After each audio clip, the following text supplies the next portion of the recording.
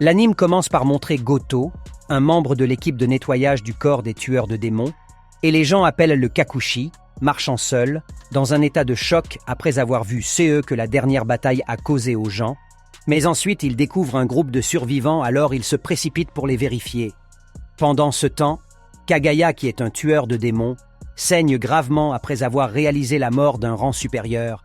Alors il dit à son serviteur que le destin prendra une tournure dramatique et que les conséquences seront généralisées, puis promet d'atteindre l'homme appelé Muzan Kibutsuji et de tuer lui. Au même moment, Akaza, le rang supérieur 03 des 12 Kizuki, se retrouve au château de l'infini après avoir été convoqué, ce qui signifie qu'un rang supérieur a été tué par les tueurs de démons. Très excités, ils volent tout le long du château pour atterrir sur un mobile plateforme qui l'élève à d'autres niveaux.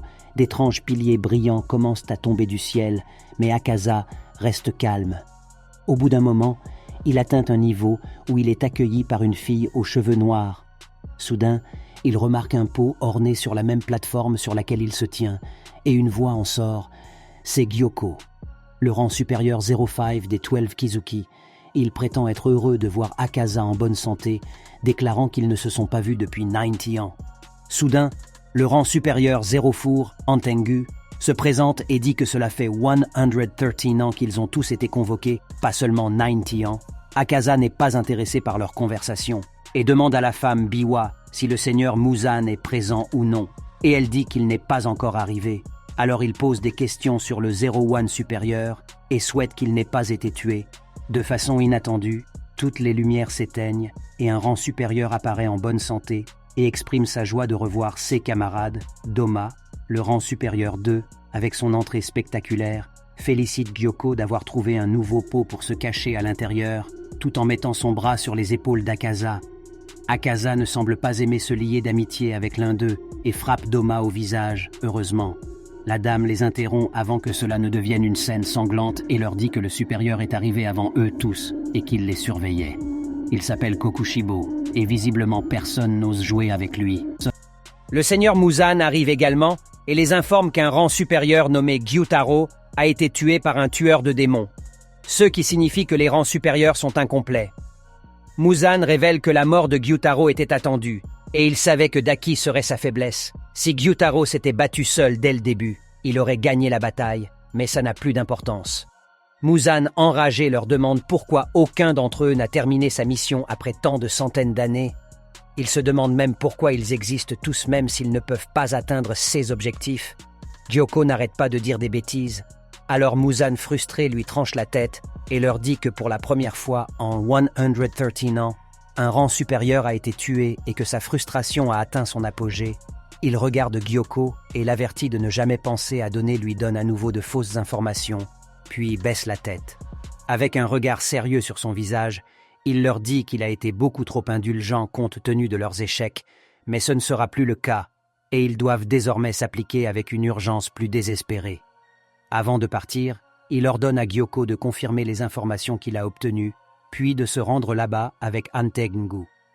Doma s'approche de la tête de Gyoko et supplie de lui faire part de l'information, mais soudain Akaza le gifle et lui déchire la tête en morceaux parce que Muzan ne lui a rien demandé. Le rang supérieur 01 arrive également et coupe la main d'Akaza, car il va toujours trop loin avec ses camarades. Le rang supérieur 2 commence à se moquer d'Akaza en disant que son coup n'est qu'un jeu de chevaux et qu'il ne lui ferait jamais de mal parce qu'il est mieux classé. Cependant, Doma est exclu de la conversation et le vrai conflit est entre les rangs supérieurs 01 et 03, ceux qui se souhaitent la mort. De l'autre côté, on voit un homme aux cheveux roux s'excuser d'avoir été impoli et de rester chez un homme sans rien payer, mais l'homme dit que c'est à cause de lui qu'ils sont vivants et que sans lui l'enfant ne serait pas né. Et pour exprimer sa gratitude, le simple villageois demande le nom de l'épéiste afin de le conserver, car il n'a pas d'héritier, mais l'homme refuse de s'identifier. Il s'avère qu'il est un tueur de démons et il déclare que ceux qui maîtrisent leurs compétences partagent le même sort, même si c'est une nouvelle ère, indépendamment du chemin qu'ils empruntent. Et en voyant son visage, on se rend compte que c'est le même homme pour qui la poupée a été faite. L'épéiste se lève et révèle qu'il n'a pas réussi à protéger tout ce qui était important pour lui et qu'il n'a rien pu réaliser d'important dans sa vie. C'est pourquoi il pense qu'il ne vaut rien et ne mérite pas qu'on se souvienne de lui. Le villageois nie cette affirmation et dit que l'épéiste est une personne tellement incroyable, mais sa voix se fond dans celle de Tanjiro qui se réveille en larmes et nous en venons tous à réaliser que c'était un rêve. Où Garçon se retrouve à l'hôpital, la fille nommée Kanao entre dans la chambre et est sous le choc de le voir réveillé. Elle se précipite vers lui et l'informe en larmes qu'il est dans le coma depuis 2 mois depuis la bataille. Dans le couloir, nous voyons Goto marcher et se souvient du moment où il a découvert Tanjiro entouré de ses amis, entouré de cendres et de débris. Tous les 3 étaient grièvement blessés et dans le coma, et le fait qu'ils soient épéistes malgré leur jeune âge le rend respecté-les de tout cœur. Il est maintenant en route vers la chambre de Tanjiro, tenant un châtelain tentant d'éveiller son odorat avec cette délicieuse assiette. Mais à sa grande surprise, il trouve notre garçon déjà réveillé. L'homme laisse tomber le dessert sous le choc et reproche à Kanao de ne pas faire de bruit car tous ses amis sont tellement inquiets pour lui. Puis il appelle tous ses amis qui viennent joyeusement dans sa chambre pour s'assurer qu'il est de retour à sa conscience. Cependant, Tanjiro se rendort rapidement après. Alors il le laisse se reposer un peu pendant qu'il lui prépare du riz. 1 semaine plus tard, Tanjiro est de retour sur ses pieds, tandis que ses 2 amis, Inosuke et Zenitsu, sont déjà sortis pour leur mission. Le tueur de démons ne peut pas encore sortir, alors il suit sa formation de rééducation. Mais ensuite, les filles de l'hôpital lui remettent des lettres écrites par Aganezuka qui expriment sa frustration et refuse de fabriquer de nouvelles épées pour Tanjiro après qu'il ait cassé son épée. Les filles disent à Tanjiro qu'il peut se rendre au village des forgerons pour parler à son forgeron et régler tous les problèmes. Goto ordonne à une femme Kakushi de guider Tanjiro jusqu'au village, mais elle lui tend d'abord un bandeau, des bouchons d'oreilles et des bouchons de nez à mettre car le village doit rester caché. À la fin de la journée, le tueur de démons atteint sa destination et en enlevant son bandeau, il est impressionné par les merveilleux bâtiments du village. Le garçon entre dans le village et trouve avec succès la maison du chef. Il apprend que les villageois portent des masques pour se cacher. Après lui avoir remis des bonbons, le chef l'informe que Aganezuka a disparu. Alors il s'excuse car il ne le trouve nulle part. Tanjiro s'excuse également d'avoir cassé l'épée, mais il est surpris de savoir que ce n'est pas de sa faute et le chef l'informe que Aganezuka a forgé des épées défectueuses. Le garçon part à la découverte du village et remarque à quel point les fonderies et les ateliers sont si actifs dans tout le village, puis il est guidé vers la source qui a toutes les vertus curatives. Sur son chemin, il voit Mitsuri, une tueuse de démons, courir vers lui, l'appelant comme une idiote, mais il la calme et lui demande de se couvrir, puis il lui demande d'attendre le dîner car il sera bientôt prêt. Il continue sa marche vers la source où il rencontre un type étrange qui refuse de se lier avec lui. Plus tard au village, tout en dînant, Tanjiro interroge Mitsuri sur l'homme qu'il a trouvé aux sources, alors elle lui dit qu'il est le frère de Sanami Shinazogawa. Mitsuri fait également la connaissance de la petite Nezuko qui est aussi une tueuse de démons et révèle qu'elle a aussi 4 autres frères et sœurs. Avant de quitter la pièce, Mitsuri informe Tanjiro qu'il y a une arme secrète dans ce village qui l'aidera à devenir plus fort, alors elle lui conseille de commencer ses recherches. Le lendemain matin, après avoir pris le petit déjeuner, le garçon porte Nezuko dans une boîte en bois et commence son voyage pour trouver cette arme secrète. Après un certain temps, Tanjiro voit un jeune forgeron se disputer avec un hachiro, disant qu'il ne remettrait jamais la clé et affirme qu'il ne lui montrerait jamais comment l'utiliser. Tanjiro les regarde de derrière les arbres et pense qu'il pourrait être inapproprié d'intervenir, mais change d'avis et décide de faire la médiation. Tout à coup, la situation devient plus grave alors que la hachira frappe l'enfant, le rendant inconscient, puis le ramasse comme un jouet. Tanjiro, sous le choc, court et tente de sauver le garçon. Il tente de les séparer, mais avec un regard sérieux, la hachira lui ordonne de lâcher prise. Le tueur de démons refuse et essaie une fois de plus pour que le hachira le frappe et lui donne un coup de coude au ventre, l'écrasant au sol. Tanjiro est incapable de croire à quel point son adversaire est fort, malgré sa petite forme. En plus de cela, le hachira se moque de sa faiblesse et se demande comment il est devenu un tueur de démons, mais soudain il remarque la boîte en bois que Tanjiro porte et prétend sentir l'existence d'un démon à l'intérieur. Il s'approche de la boîte, mais Tanjiro squatte sa main et l'avertit de ne pas y toucher. Le forgeron se réveille et Tanjiro l'aide à se relever. Mais à sa grande surprise, le garçon refuse son aide et déclare à nouveau qu'il ne donnerait jamais la clé et est prêt à sacrifier sa vie pour la protéger. La Hashira l'insulte et se demande pourquoi les forgerons sont entraînés si durement et acceptent toutes les circonstances pour protéger ces clés alors qu'ils peuvent simplement en fabriquer d'autres. Ensuite, il demande au garçon de penser au nombre de personnes qui pourraient être mortes au moment où il pleure comme un bébé et refuse de remettre la clé, puis leur rappelle que son temps est si précieux et vaut bien plus que celui des gens normaux. Temps. Et pour terminer son discours, il dit au garçon que les forgerons ne sont bons qu'à fabriquer des armes et qu'ils ne peuvent même pas les utiliser correctement ou en combattre d'autres.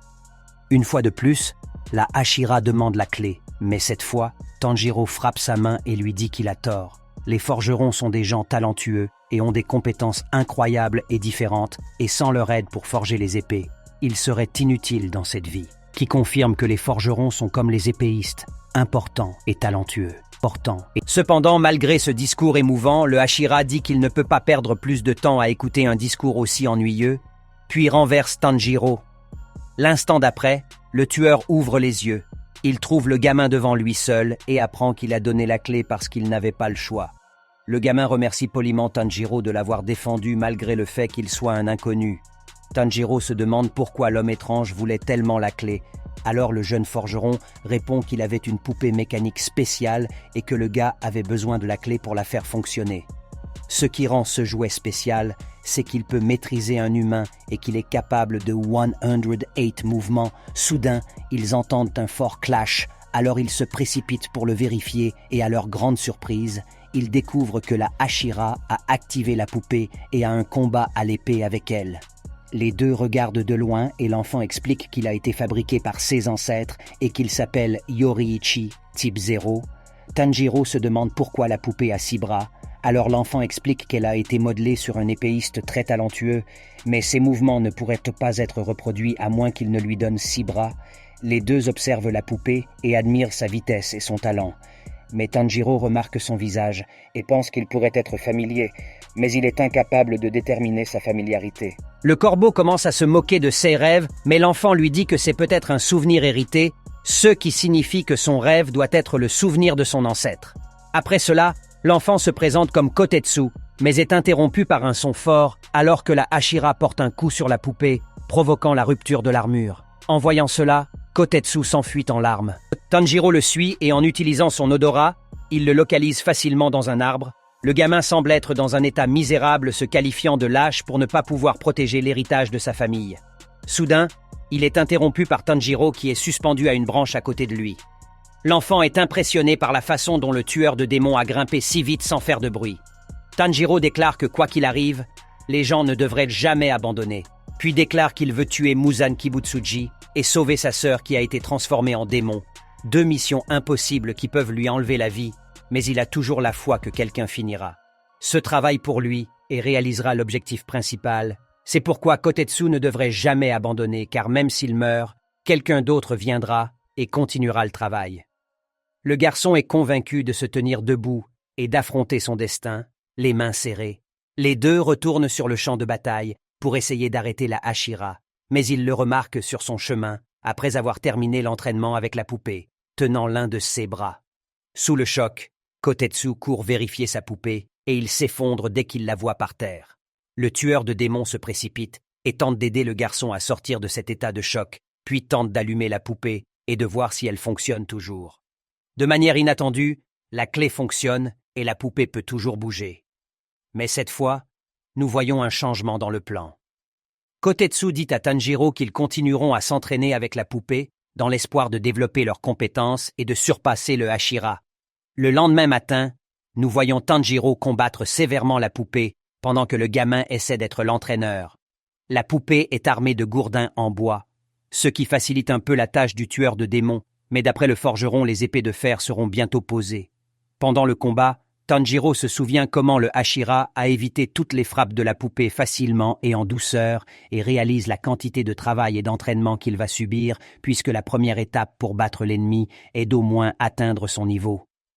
J'espère que cette vidéo vous a plu. Donnez-nous votre avis dans les commentaires et à bientôt. Au revoir.